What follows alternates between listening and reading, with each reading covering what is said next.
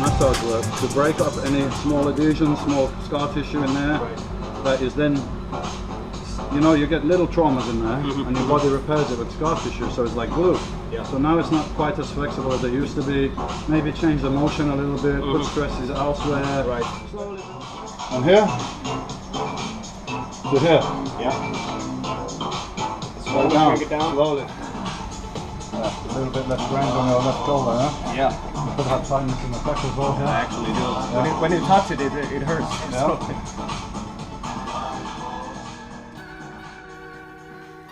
Since the early 90s, when weight training came along, next to hockey and athletics, Mr. Yates has been like a superhero to me. Learning from the best is a key factor on my journey this year. Today our main focus was on my sometimes stubborn shoulders and ways to make them function also in the future.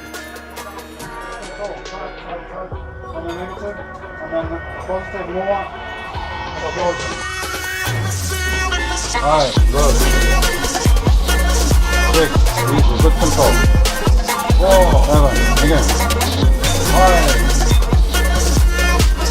6, stay back. Alright, easy. Again. On, push. Pull on. Come on, let's go, come on. Push, breathe it up. Okay, nice. Well done. Keeping constant focus on the movement helps you prevent injuries, and for a very experienced trainer like myself, that's basically the only way to go if you want to improve. Drive it through. Okay, slow now, no, slow. Slow, very slow. One more like that, to the top. Okay, pull it. To the top, hold it, and slow. You're gonna bend the arms like that, yeah? And then, imagine they're stuck like this.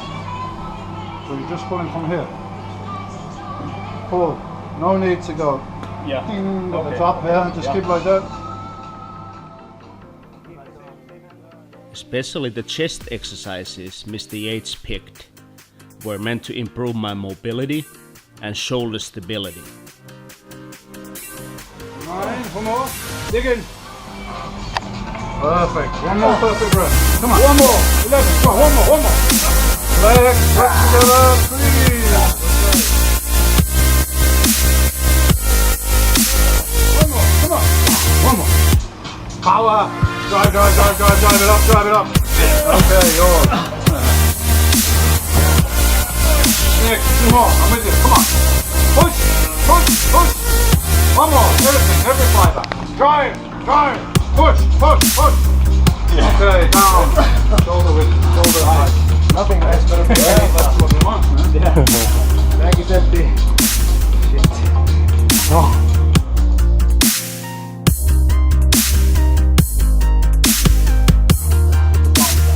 In the fiber.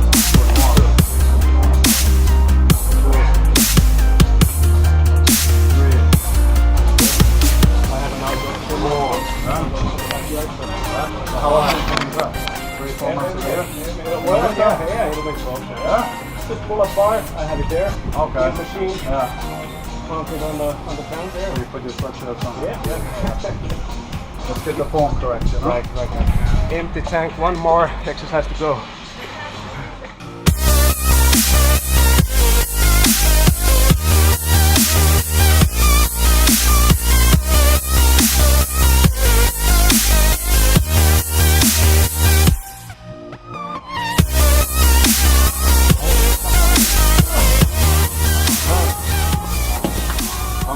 How many sets did we do? How many sets did we do? We did 3 or 4 on the decline. Yeah, 3 or 4. 2 on the bench press. 2 on the flies. 2 shoulder press. Okay, 9. 2 lateral raise dumbbells. 11. And 2 on here. Okay, so 13, 14 sets. 13, 14 sets. How do you feel? Exhausted. Yeah. Pecs are exhausted, the shoulders are exhausted. Yeah. And we did it in 40 minutes. 40 minutes. That's yeah. correct. Yeah. Well done. Thank you, sir. What's up to all the people in Lapland, Finland? I was there in '92, first Mr. Olympia, Helsinki, Yeah. so I like Finland, it's good. This is my gift for you. Have you ever seen one of these? I don't know, but I guess you drink something out of it, Yeah. right? What do you should drink? Vodka, Alcohol? Alcohol, hard liquor. Not like any red wine or anything. Ah. Just use it for alcohol when you have your cognac. Ah. And these are little lapis Oh. treats. It's hard to say, but I lost my father when I was 13. I left home when I was 16. Okay. I had, no real family support, no real education, things like that. And I found something that I really loved, and it seemed that I was naturally good at it to start with. And I thought, this is something that I can change my life, in one way or another. I didn't know that I could be Mr. Olympia at the start, but I knew this is something positive I can do. I was in jail when I was 18 years old for a few months. So a lot of things like that, and I found this thing, and I said, I'm just going to put absolutely everything into this. When I was a British champion, I opened a gym. So now I had a gym and I had a nice income. I was okay. So already the sport had paid me back. Right. Already, when I was a few years, I was British champion. And then I wanted to give everything to this and to see if realistically I could be a good professional. Right. For instance, before I competed, so we're talking 70s, 80s. Yeah. You'll see the guys who are training a lot more often, especially for competition. Often twice a day, chest in the morning, biceps at night or something like that. Right. And I felt this is detrimental, it's too much volume to get maximum muscle mass. Right. And I was training probably a maximum 1 hour workout 4 times a week, so about 4 hours with weights. Okay. But for competition I was doing more things like cardio, posing practice, things like that. So these take more time. Volume, yeah. I think cardio I was doing up to an hour and a half a day, like 45 minutes in the morning, 45 minutes in the evening, but it's not very intense. Yeah. It was more like fast walking, cycling, and keep the heart rates, moderate, like 120 or something. So it wasn't very intense cardio, which could cut into your recovery from the weights. So I think it had a big influence on everybody that was in the sport. Everybody started realizing they should do less, they should train more intensely, more heavier, have more recovery.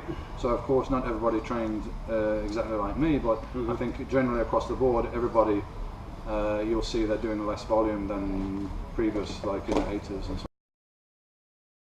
It's very different now.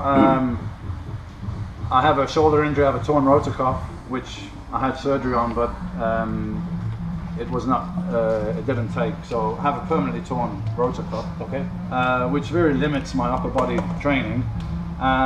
So really now I'm doing more flexibility and mobility work. I do yoga, I do cardio, and I do a little bit of weights. I don't do anything for lower body because I do cycling and I do different things, so my legs are already, they're staying big enough anyway. So I do a little bit of weights. Really now is just to maintain some muscle mass. And my priority in life at 53 years old, ex-bodybuilding champion, is not to have massive muscles anymore. It's not really important to me. Now, as far as training goes, is to avoid any further injuries, to have good flexibility and mobility as I get older, especially around the spine, which has taken a lot of weights over the years. So I think yoga is great for that, and cardiovascular fitness and the quality of life. And even with the cardio, I do intense intervals. Not hours and hours of cardio.